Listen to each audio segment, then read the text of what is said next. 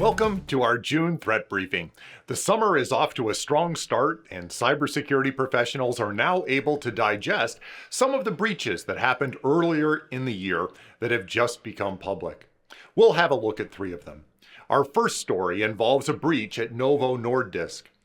This hack and leak group, FulcrumSec, claims to have stolen 1.3 terabytes of data from Novo Nordisk, gaining access through a GitHub personal account, and then they were able to clone some company repositories and find additional credentials stored within them.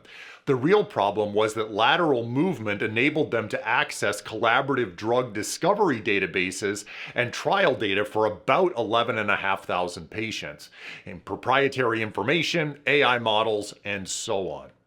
Well, what could have prevented this? Well, there were 2 glaring control failures at play here. First, obviously, the leaked GitHub personal access token had permissions that were simply far too broad across hundreds of unrelated repositories. And clearly, if that had been a little bit more limited, they wouldn't have been able to gather up quite so much information.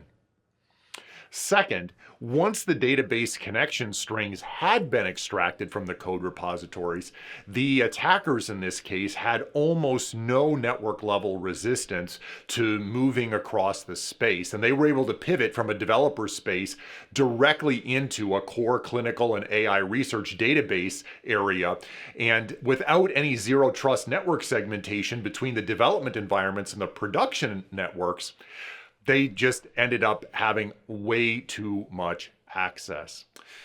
Our second story involves the New York City Health and Hospitals, where a third-party vendor access simply went too far. Hackers had access to the hospital network from about November of last year through February of 26, during which time they copied files from its systems. The healthcare system said that the hackers broke in due to a breach at a third-party vendor. The breach exposed highly sensitive patient and employee data for 1.8 million people. This included medical records, government IDs, geolocation data, and even fingerprint and palm print biometrics. In this case, the vendor was apparently able to serve as a pivot point into the main network with fairly minimal friction. There was an 11-week dwell time before detection, which suggests that there was no meaningful segmentation between the vendor's access zone and sensitive patient data stores. Better controls around scoping vendor network access to only the systems they need, perhaps microsegmentation, continuous monitoring of third-party sessions, and strict privilege access management would have helped tremendously in preventing patient data exfiltration. In our third story, we find that agentic AI is already being used for attacks. In January 26, Step Finance, a Solana DeFi portfolio manager, suffered a breach that drained $30 million from its treasury.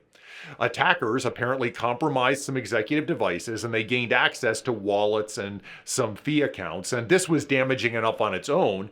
But what really was bad is that autonomous AI trading agents became involved. These agents had permissions to execute large transfers without human approval.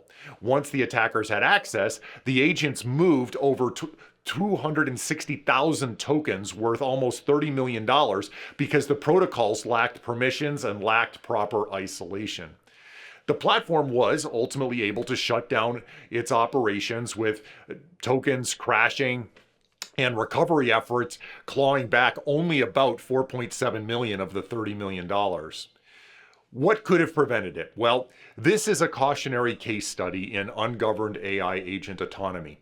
The device compromise in the initial access vector was bad, but recoverable. What really made it existential was that the AI trading agents operated with no meaningful controls on the scale or velocity of transfers they could execute autonomously.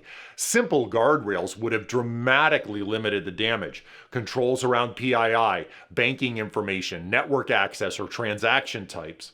The lesson here is that AI agents are a force multiplier. They simply amplify whatever access they're given. Governing agents as privileged identities, with the same scrutiny applied to any high-privileged human account, is no longer optional. Well, That wraps us up for this month. As always, it is important to isolate critical systems and install robust access control. As we saw with Step Finance, the bad guys are already exploiting agents installed in corporate environments.